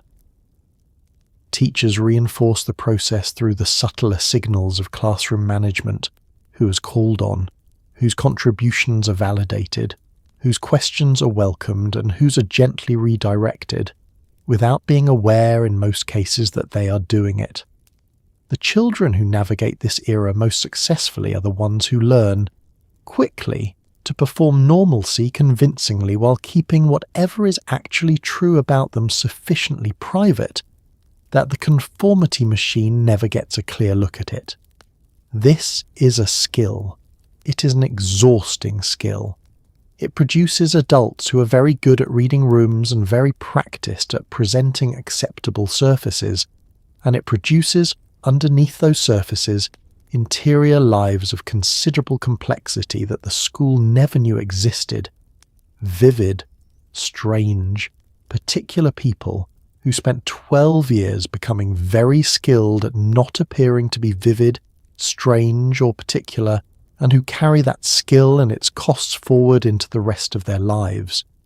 Your teacher is explaining something at the board, and the something is geopolitics, and it is personal in a way that the French Revolution is not. The Soviet Union is not a historical event. It is a present tense threat, and it is in your classroom with you, in the vocabulary words, in the film strips, in the reason you spent 20 minutes under your desk last Thursday. In 1957, the Soviets launched Sputnik, a small metal satellite that does nothing except orbit the Earth and emit a beeping sound. And this beeping somehow causes a national crisis in American education. Suddenly, the schools are not producing enough scientists and mathematicians, and the problem is that your curriculum is insufficiently rigorous, and the solution is more homework and harder tests, and a general escalation of academic intensity that will gather momentum throughout the late 1950s and reshape what school is expected to deliver. You did not personally launch Sputnik. Nevertheless, it is now, somehow, your responsibility. The Cold War enters the classroom through several doors simultaneously. It comes through the duck and cover drill, which is the most dramatic entrance. It comes through the civics curriculum, which teaches democracy not as one system among several, but as the obvious and correct response to the alternative, which is totalitarianism, which is communism, which is the Soviet Union, which is a place where children are taught to inform on their parents, and everyone waits in line for bread, and the government controls everything, including, presumably, what you are allowed to think. The contrast is presented without nuance, because nuance is not what the moment requires. What the moment requires is that you understand which side you're on, and you understand it immediately, and you never mistake it. The film strip projector is one of the Cold War's primary delivery mechanisms in the American classroom of the 1950s. The room darkens. The machine clunks through its frames. You watch footage of Soviet cities that look grey and purposeful and slightly threatening, followed by footage of American cities that look colourful and busy and free, the comparison doing its work through juxtaposition rather than argument.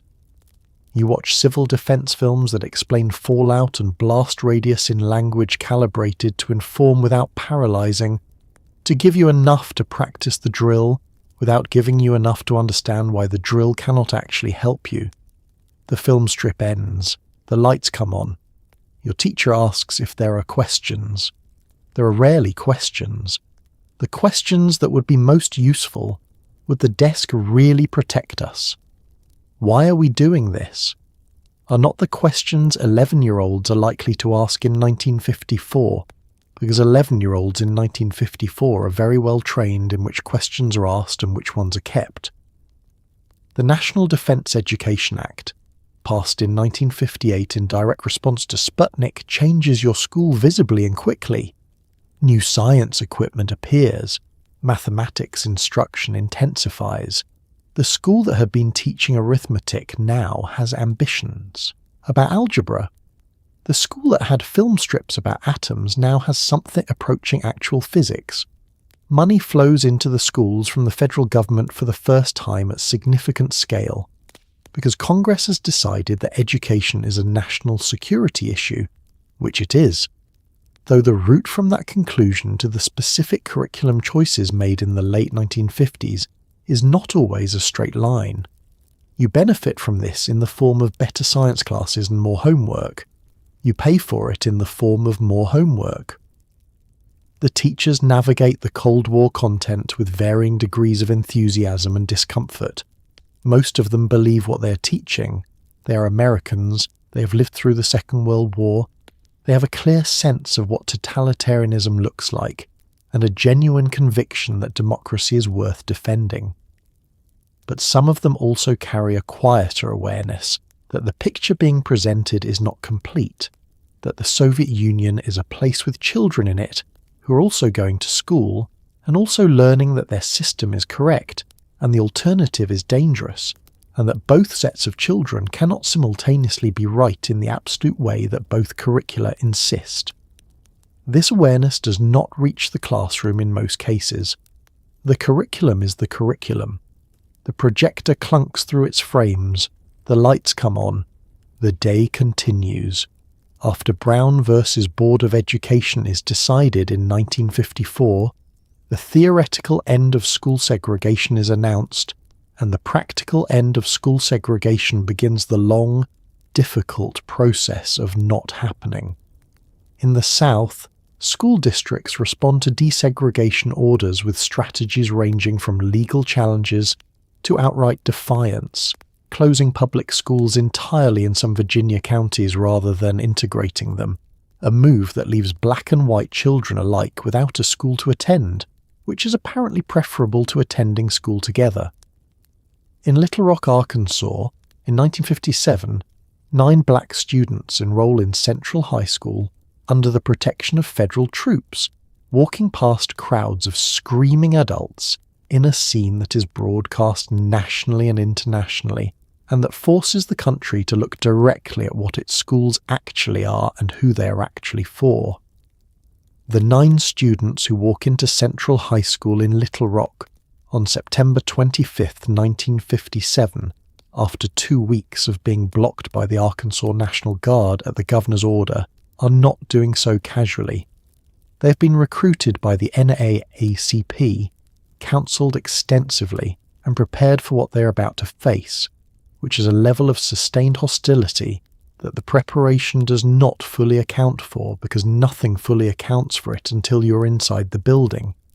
Minnie Jean Brown, Elizabeth Eckford, Ernest Green, Thelma Mothershed, Melba Patillo, Gloria Ray, Terence Roberts, Jefferson Thomas, and Carlotta Walls enter the school through a side door under military escort and attend their classes, and this is reported as a victory, which it is. And the victory exists inside a reality that includes being spat on in the hallways, having food thrown at them in the cafeteria, being kicked and tripped and subjected to a continuous low-level campaign of harassment designed to make them leave, which most of them do not do. In the North, the mythology of integration is somewhat different. Northern schools are not legally segregated. There is no statute requiring black and white children to attend separate schools, but the residential segregation of northern cities means that neighbourhood schools are effectively segregated anyway, because the neighbourhoods are segregated, and the mechanisms maintaining neighbourhood segregation include restrictive housing covenants, discriminatory lending practices, and the informal but highly effective social pressure of white families who move when black families move in, a process called white flight, whose educational consequences are as total as any legal segregation and considerably harder to litigate. A northern child in an all-white school in 1956 is not, officially, in a segregated school. The child is simply in the school for their neighbourhood. That the neighbourhood looks the way it does is someone else's decision, made in a different room, with different paperwork. The children who integrate schools in the 1950s. Children. This bears repeating because the historical record tends to process them as symbols, as brave icons of the civil rights movement, as photographs, as the subjects of later documentaries, in a way that makes it easy to forget that they are also 9 years old or 15 or 17, which are ages at which most people have not been asked to bear the weight of a national moral crisis, while also doing their homework. They go to school, they take their tests, they eat their lunch under conditions that would constitute a hostile work environment, under any adult standard, they come back the next day. They do this because they and their families understand what is at stake and are willing to pay the cost, and the cost is real, and it is paid in the currency of daily childhood, and there is no reimbursement for it. The country receives the benefit of their courage and repays it, in many cases, with the continued daily experience of being the person the institution was not designed for, navigating a building that has been told to accept them and has not yet been changed in any of the ways that would make acceptance feel like belonging. If you are identified as academically gifted in a 1950s American school, a particular set of expectations is placed on you, and a particular kind of pressure begins, low grade at first, and then steadily increasing as you advance through the grades. You're expected to perform, you're expected to go to college, you're expected to enter a profession, medicine, law, engineering, and in this way to justify the investment the institution has made in recognizing your potential, as if your intelligence is a debt you owe the school rather than a fact about you. The gifted track is predominantly white, predominantly male, and predominantly drawn from families with the kind of cultural capital, books at home, educated parents, stable income that produces children who test well, which is not the same as children who are gifted. But the distinction is not being made carefully in most 1950s classrooms, and the kids who don't fit the profile of giftedness simply don't get placed on the track. Being identified as gifted in the 1950s comes with specific material benefits. You get harder books. You get the teacher who takes an interest, who stays after school to discuss things, who treats you less like a student to be processed and more like a person to be developed. You get the college prep track in high school, which means you get the algebra and the foreign language and the essay writing that will prepare you for an admissions process that the non-gifted track does not prepare anyone for. These are real advantages, delivered to children who have been determined by the school to deserve them, based on criteria that select reliably for the children who already had advantages before they walked in the door. The school calls this identifying ability. A different name for it is confirming what was already there. The pressure on the gifted child is real and largely invisible to the adults producing it. Your teacher's pleasure in your performance is genuine and also conditional. It is most fully expressed when you perform, which means your sense of its continuity depends on your continued performance, which means that the bright child learns early that intelligence is a thing you demonstrate rather than a thing you are, and that the demonstrations must continue, and that a bad test is not just a bad test, but a small crack in the identity the school has organized around you. This is not psychologically comfortable. It produces in many gifted children of this era a relationship with achievement that is driven more by anxiety than by curiosity, a determination to perform that is less about love of learning and more about fear of what not performing would mean.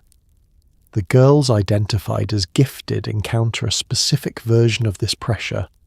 They are told they are smart, and the telling is genuine, and then they receive a curriculum that prepares them for college, in the same breath that the surrounding culture tells them that college is preparation for finding a husband, and that the smartest thing a smart girl can do is make sure she doesn't appear too smart, because appearing too smart frightens the boys, and frightened boys don't propose, and proposals are the measure by which the culture will ultimately assess whether the girl has succeeded.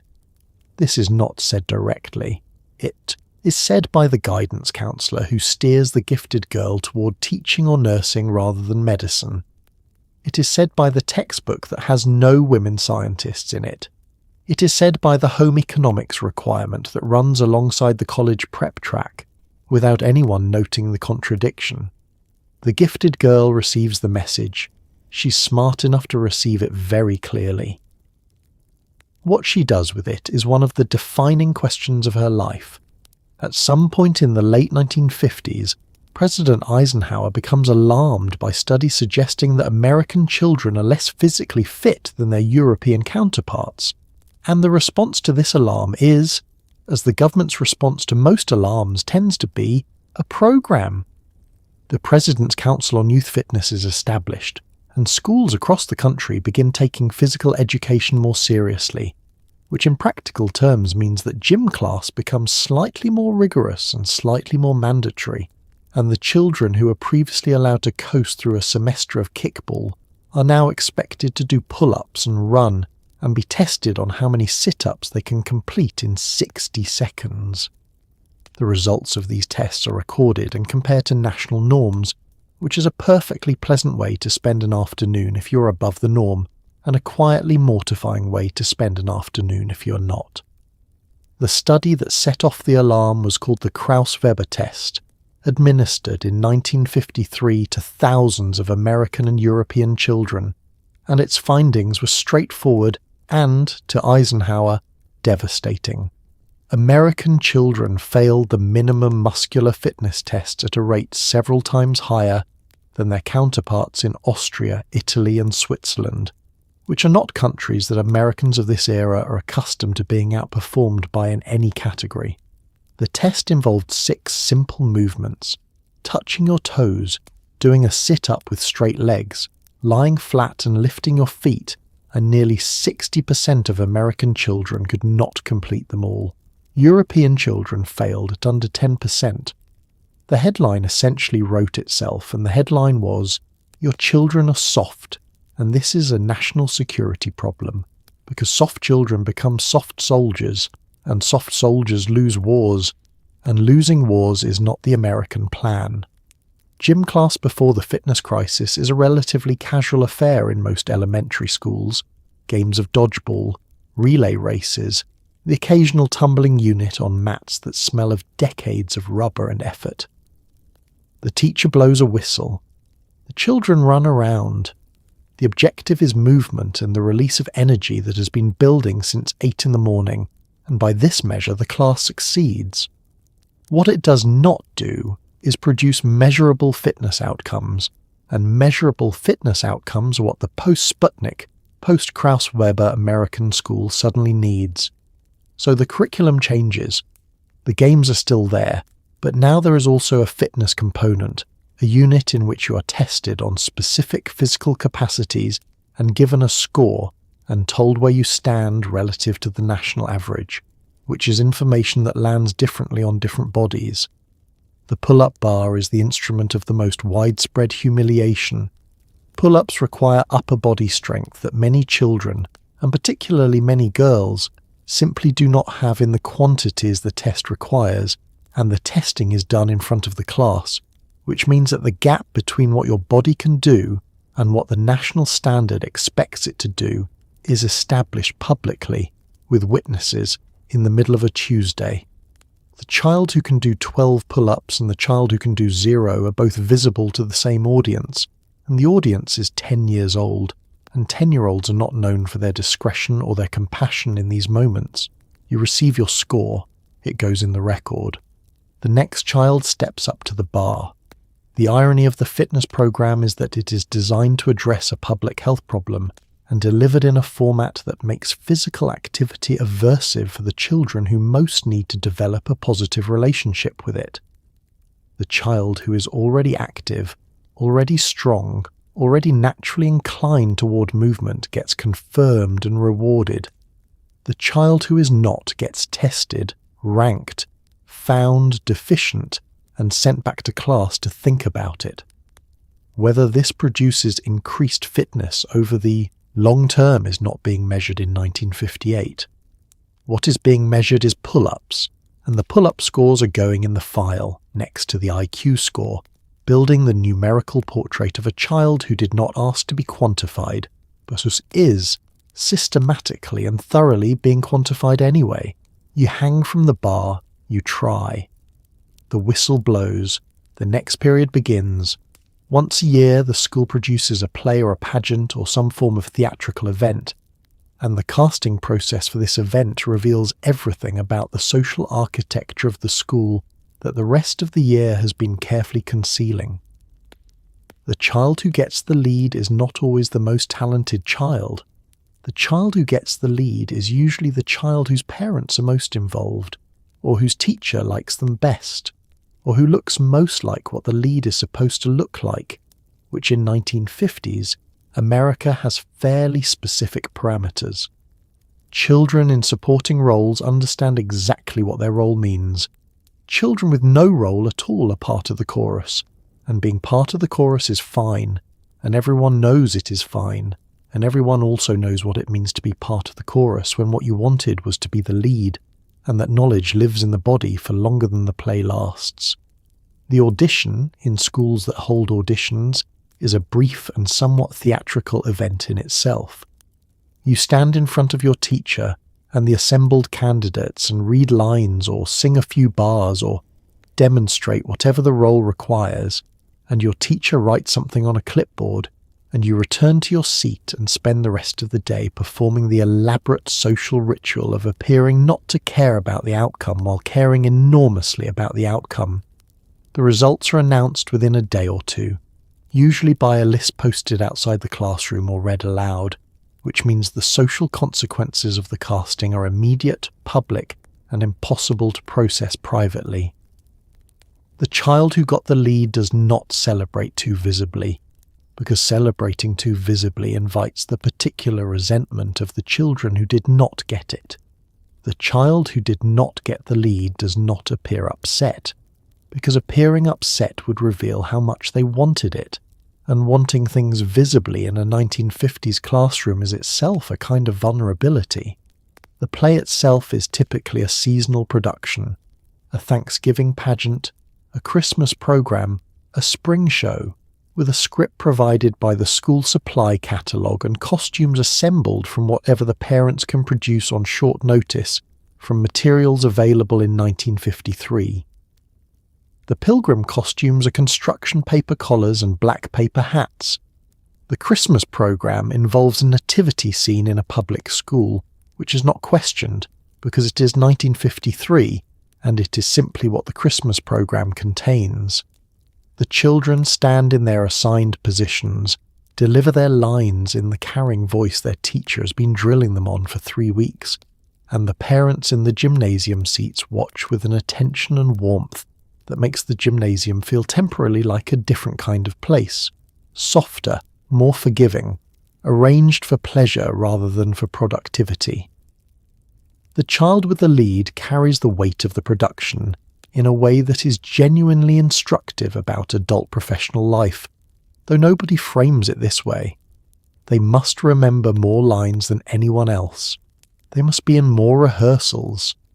They are the one whose absence would matter most, and they learn, if they are paying attention, and they usually are, because children given a lead tend to be children who pay attention, that visibility comes with a specific kind of accountability, that the privilege of being seen is inseparable from the responsibility of being seen to succeed. Some children discover they love this. Some discover they do not love it nearly as much as they thought they would from the chorus, where the pressure was lower and the view of the stage was better than anyone had expected. The children who are reliably not cast in the lead, year after year, develop their own relationship with this recurring information. Some redirect their ambitions toward things the school's theatrical hierarchy does not govern. Some become, through the particular alchemy of exclusion, fiercely determined to find the room in which they are chosen, and some of them find it years later in theatre programs or auditions or professional contexts where the assessment is different and the chooser has different criteria, and the child who was always in the chorus walks out with the lead, and the lead fits perfectly, because it was always going to, and only the casting process of a 1950s elementary school ever suggested otherwise. The 1950s, American school has no special education framework worthy of the name. Children with learning disabilities are not diagnosed. They are described as slow, difficult, lazy, or in need of more discipline, and the response to their struggles is almost invariably more of whatever is already not working. Children with what would now be recognized as dyslexia sit in reading groups and fail to improve and are concluded to be simply less capable. Children with what would now be recognized as ADHD are told to sit still, and when they cannot sit still, they are punished, and when punishment does not work, they are punished again, with the confidence of people who believe that the failure of a consequence to change behavior is a sign that the consequence was not severe enough, rather than that the behavior might have a different cause. The child with dyslexia in a 1950s classroom is living inside a specific and well-documented misery that nobody in the room has the vocabulary to name. They look at the page and the letters arrange themselves in ways that do not correspond to the arrangements their teacher is describing. They practice, they fall behind. They are placed in the bottom reading group where the books are simple and the expectations are low, and the simplicity of the books does not help because the problem is not the complexity of the text. The problem is the relationship between the symbols on the page and the sounds they are supposed to represent, a relationship that their brain is processing differently, and that is not going to be fixed by more repetition of a method that is not reaching them. Their teacher believes they are not trying hard enough. Their parents believe they are not trying hard enough. They begin, with the thoroughness of children who have been told something consistently enough, to believe it themselves. The child who cannot sit still occupies a different but equally difficult position. The 1950s classroom is designed for stillness. The desks are bolted or arranged in fixed rows. The schedule moves through subjects in discrete periods, each requiring the same seated, forward-facing posture. And the child whose nervous system requires movement to regulate itself is expected to override this requirement for 6 hours a day, 5 days a week, because the classroom does not accommodate what it cannot name. When they cannot do it, the intervention is discipline. When discipline does not work, it is more discipline. When more discipline does not work, the parents are called, and the conversation is about attitude and effort and the importance of self-control, none of which address the actual situation, because the actual situation has not been identified as a situation. It has been identified as a character flaw. Children who are deaf or hard of hearing, if they have not been sent to separate institutions, sit in classrooms where the instruction is entirely auditory, and lip read what they can and miss what they cannot, and are assessed on their performance without adjustment, because the assessment does not account for access to the material being assessed. Children who are blind or have significant vision impairment have a somewhat better institutional history by the 1950s, with Braille materials available in some systems, but the integration of these children into general classrooms is inconsistent and largely dependent on the individual teacher's willingness to adapt, which varies enormously. Children who speak English as a second language sit in classrooms where English is the only language of instruction and the only language in which their intelligence will be measured, and their confusion is sometimes read as a learning problem and sometimes as a cultural problem, and almost never as a language access problem, which is what it actually is. What the 1950s school produces in its different children is a population sorted early into those the institution was designed for and those it was not, and the ones it was not designed for learn, in addition to whatever the curriculum contains, are secondary lesson about what the world expects of them and what happens when they fail to provide it. Some of them find, years later, that the secondary lesson was wrong, that what the school called a deficit was a difference, and that differences can be assets in the right context, and that the right context exists and can be found or built. This is true. It is also true that finding it takes time, sometimes decades, and that the years spent being called slow or lazy or difficult by people whose job was to educate you leave marks that the later discovery does not entirely erase. The classroom of the 1950s does not know it is leaving these marks. It is simply teaching, with the tools it has, the children it was given, in a building not built for all of them, which is in the end the thing it most urgently needed to know about itself, and the thing it least clearly did. Technically, the American public school is secular. In practice, the 1950s, American public school begins each day with the Lord's Prayer. School Christmas plays are elaborate. Easter is observed. The 10 Commandments are on the wall in some classrooms in some states. The Pledge of Allegiance after 1954 includes "under God." The teacher who leads the morning prayer does not consider herself to be imposing a religion. She's simply doing what has always been done, which is a distinction that matters a great deal to her and somewhat less to the Jewish child in the third row who is saying words that belong to someone else's tradition every morning, because not saying them would require an explanation that nobody wants to have. The Supreme Court will eventually address this. The 1950s are not that eventually. The morning prayer is brief and delivered with the brisk efficiency of something that needs to happen before the day can start, not devotional so much as procedural, a ritual clearing of the throat before the curriculum begins. The children recite it from memory because they have been saying it since first grade, and by third grade it requires no more cognitive engagement than the pledge that follows it. Together, pledge and prayer constitute a kind of daily civic religious framing of the school day, a two-part overture that establishes, before anything is taught, the dual nature of what the institution considers foundational. You are an American, and you are, by default, a Christian American, and these two facts are treated as naturally aligned in a way that nobody in the room is examining.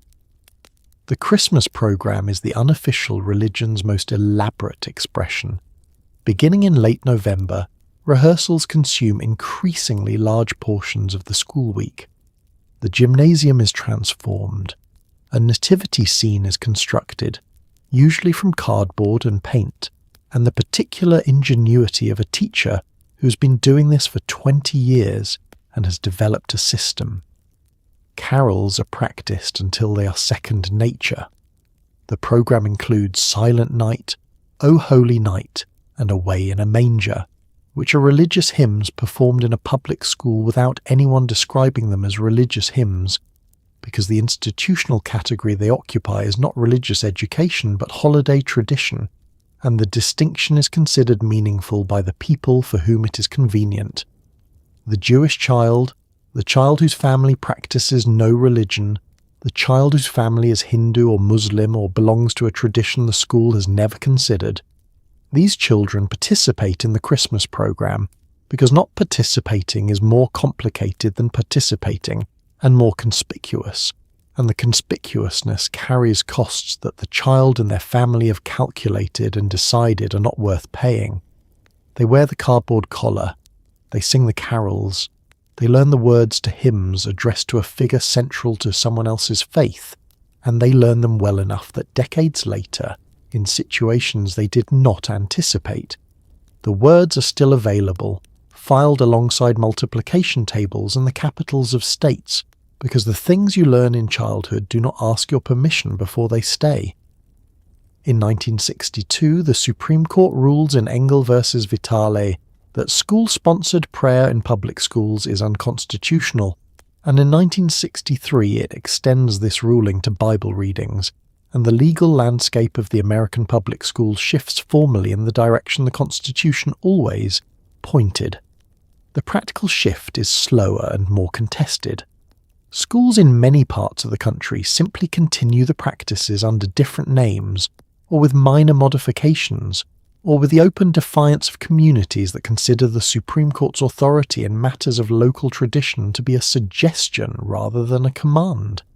The children of the 1950s have already been through the system before the ruling arrives. They carry the unofficial curriculum with them, the prayers, the carols, the daily unremarked assumption of a particular religious common ground, and what they do with that inheritance is their own decision, made with the full and somewhat complicated awareness of people who were inside the institution before anyone officially asked whether the institution was arranged correctly. 4 times a year, your teacher produces a document that summarizes, in letter grades and brief written comments, what she thinks of you as a student and also implicitly as a person. The report card is sent home in an envelope, and what happens when your parent opens that envelope is one of the primary organising anxieties of childhood in this era. A good report card is met with quiet satisfaction and possibly a small reward. A bad report card is met with a conversation, and the conversation is about effort and potential, and the gap between them, and the conversation has a follow-up, and the follow-up involves your father saying something to you that is meant to be motivating and lands somewhere more complicated. The report card is not just a measure of academic performance. It is a referendum on character, and in a decade that takes character very seriously, the stakes of a C in arithmetic are not purely mathematical. The grades themselves run from A to F in most schools, though some elementary programs use alternatives: satisfactory, needs improvement, unsatisfactory, that are designed to communicate the same information with somewhat less finality. The child who receives the sanitized version is not fooled. Needs improvement is a C with a different font, and everyone at the table knows it. The child who receives straight letter grades has the advantage of precision. An A is an A B is a respectable performance, a C is acceptable in the subjects that do not matter, and alarming in the subjects that do, and anything below a C sets off a chain of domestic events that begins with the envelope and ends, several uncomfortable days later, with a revised understanding of expectations and a promise to do better that is made with complete sincerity by a child who is not entirely certain how to keep it. The written comments are where the teacher's personality enters the equation. Some teachers write in the language of institutional neutrality. John applies himself inconsistently, or Mary would benefit from additional practice with long division. Statements that communicate a judgment without personalizing it, that locate the problem in the behavior rather than the child. Other teachers write with more directness. Robert is easily distracted and disrupts the class is a different kind of document than Robert is working to improve his focus. Both may be describing the same child, but they send different letters home, and the letters that go home shape the conversation at the table, and the conversation at the table shapes the child's understanding of themselves in ways that a slightly more generous phrasing might have redirected. The envelope travels home in your bag, and you're aware of it in the way you're aware of something large and potentially explosive sharing your personal space. You do not remove it on the bus. You do not show it to friends unless the news is good, in which case you show it casually, with the studied nonchalance of someone who expected nothing less. You give it to your parent with a presentation that is calibrated to the contents. If the news is good, you hand it with a slight forward energy. If the news is mixed, you hand it and immediately become very interested in something in another room. If the news is genuinely bad, you hand it and consider your options, which are limited and mostly involve hoping that dinner is good enough to soften the reception. The dinner table conversation that follows a bad report card is one of the formative experiences of 1950s childhood, in a way that is difficult to fully convey to people who grew up in later decades with different conversational norms. Your father puts the report card on the table beside his plate. He looks at it. He looks at you. He asks what happened with the arithmetic. You explain what happened with the arithmetic, which does not fully satisfy either of you. He tells you something about potential and responsibility in the future, and the something is delivered with the weight of genuine concern from a man who understands that the grade on this card is connected to a track, and the track is connected to a college, and the college is connected to a life, and who wants you to have a good life, and who expresses this want through a conversation that you are not fully equipped to receive at age 9, but that you will carry forward in its entirety and revisit at unexpected moments for the rest of your life, with increasing rather than decreasing understanding of what he was trying to say. In many 1950s classrooms, academic achievement is publicly displayed. Gold stars on a chart on the wall, student names ranked by test scores posted where everyone can see them, honour rolls read aloud at assembly. This system of public recognition is meant to motivate, to give children something to strive toward, to celebrate excellence in a visible way. It does all of these things for the children at the top of the chart. For the children at the bottom, it does something else entirely. It makes their relative position in the classroom a matter of public record, available to every other child and every visiting adult, updated weekly, impossible to escape. The child at the bottom of the gold star chart is not inspired by the gold star chart. The child at the bottom of the gold star chart has learned something about where they stand, and they have learned it publicly, and they will carry that knowledge for a long time. The gold star chart is a simple piece of construction paper mounted on the wall near the board, with each child's name in a column on the left and a row of spaces extending to the right, where stars are affixed as they are earned. The stars themselves are small and gold and satisfying to touch, and the child who earns them experiences the specific pleasure of seeing a tangible, visible record of their performance accumulating on the wall in a form that everyone can see. The chart is updated regularly, after tests, after completed assignments, after demonstrated mastery of a skill, and the updates are public in the way that everything in a classroom is public, which is to say completely and unavoidably, because 28 children in a room together cannot pretend not to notice what is on the wall. The child with many stars does not always handle this gracefully. Some develop the generosity of people who are secure in their position and feel no need to draw attention to it. Others develop the particular insufferability of people who have been given objective evidence of their superiority and find frequent occasions to reference it, not always in words. The child with few stars develops compensating strategies. Some become very good at sports, or very funny, or very loyal, finding the currency that the gold star chart does not measure and accumulating it instead. Some simply sit with the information, processing it in the way children process information about their own inadequacy, quietly, thoroughly, and with a persistence that outlasts the chart itself. The honour roll reading at assembly operates on a larger stage with the same fundamental logic. The principal stands at the front of the gymnasium and reads names, and the names belong to the children who achieved above a certain grade threshold in the previous marking period, and the children whose names are read stand or are acknowledged in some way, and the children whose names are not read sit and listen to other people's names and think about what it means that their name is not among them. The assembly is intended as a celebration.